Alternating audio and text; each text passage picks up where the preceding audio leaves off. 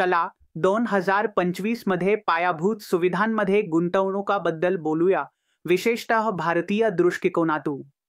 तुम्हाला माहिती आहे का, मी काही आकर्षक जागतिक अहवाल आणि दृष्टिकोनात खोलीत जात आहे. खूप सारे अमेरिकेवर लक्ष केंद्रित केलेले आहेत. पण मला वाटलं का नाही त्या अंतर्दृष्टींना घेऊन आपण भारतात त्यांचा काय अर्थ आहे हे पाहूया. हे चित्रित करा, तुम्ही मुंबईत बसले आहात. जागतिक पायाभूत सुविधांच्या दृश्याकडे पाहताना काय लक्ष वेधून घेत आहे? स्मार्ट पैसे कुठे जात आहेत? सर्वजण स्वच्छ ऊर्जा आणि डिजिटल पायाभूत सुविधांबद्दल चर्चा करत आहेत. होय, हे रोमांचक आहे, पण हे सर्वोत्तम गुंतवणूक आहेत का? किंवा कमी चर्चेत असलेल्या क्षेत्रांमध्ये काही लपलेल्या रत्नांचा शोध लागला आहे का? चला हे समजून घेऊया. चला सुरुवात करण्यासाठी काही चांगली बातमी आहे. जागतिक अर्थव्यवस्था स्थिरतेचे संकेत दर्शवत आहे. उत्तर अमेरिका आणि युरोपसारख्या मुख्य बाजारपेठांमध्ये स्थिरता आहे. हे भारतासाठी का महत्त्वाचे आहे? तर एक स्थिर जागतिक अर्थव्यवस्था भारतीय निर्यातींच्या मागणीला चालना देते. यामुळे आपल्या पायाभूत सुविधांवर, चांगल्या लॉजिस्टिक्स, बंदर, उत्पादन सेटअप आणि ऊर्जा प्रणालींवर लक्ष केंद्रित होते, जे या वाढीला समर्थन देतात. जागतिक ट्रेंड्स हजारो मैल दूर असले तरी त्यांचा थेट प्रभाव आहे आमच्यावर. आता चला वित्तपुरवठा बद्दल बोलूया. व्याज दर कमी होण्याबद्दलची चर्चा लक्षात आहे का? हे भारतीय पायाभूत सुविधा प्रकल्पांसाठी एक मोठा मुद्दा आहे, विशेषतः त्या मोठ्या प्रकल्पांसाठी ज्यांना मोठ्या गुंतवणुकीची आवश्यकता आहे. कमी व्याज दर थांबलेले प्रकल्प पुन्हा सुरू करू शकतात, ज्यामुळे ते गुंतवणूकदारांसाठी खूपच आकर्षक बनतात. मुंबई-बंगळुरू उच्च गती रेल्वे सारख्या गोष्टीवर विचार करा. एकदम. हे फक्त एक महत्वाकांक्षी कल्पना नाही, तर एक वास्तववादी संधी आहे. महागाई, पण ती थोडी गोंधळात टाकणारी आहे. पण इथे एक मनोरंजक दृष्टिकोन आहे. पायाभूत सुविधा जसे की टोल, रस्ते किंवा युटिलिटीज सामान्यतः महागाईसह किमती समायोजित करतात. म्हणजेच ते मूल्यवान हेज बनू शकतात, कदाचित इतर गुंतवणूक पर्यायांपेक्षा चांगले परतावे देऊ शकतात.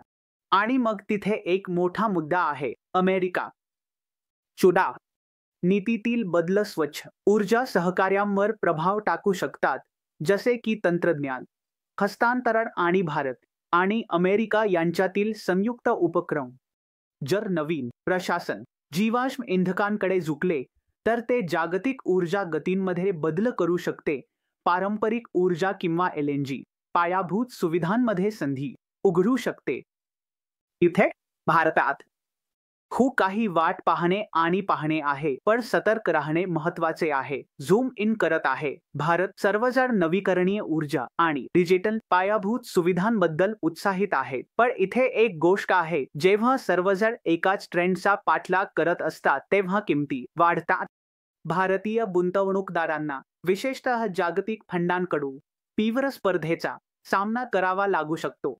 तर स्मार्ट खेळ म्हणजे कमी आकर्षक पण आवश्यक क्षेत्रांवर लक्ष केंद्रित करणे, जसे की वाहतूक, युटिलिटीज किंवा पाण्याची पायाभूत सुविधा.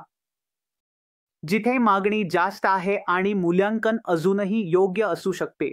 उदाहरणार्थ, भारताच्या शहरीकरणाबद्दल आणि वाढत्या मध्यम वर्गाबद्दल विचार करा. हे विद्यमान प्रणालींवर प्रचंड दबाव आणत आहे. वाहतूक क्षेत्रात संधींचा खूप मोठा साठा आहे.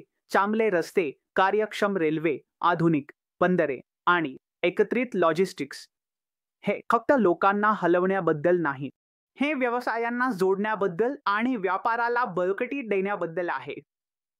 त्याचप्रमाणे ऊर्जा गरजा वाढत आहेत.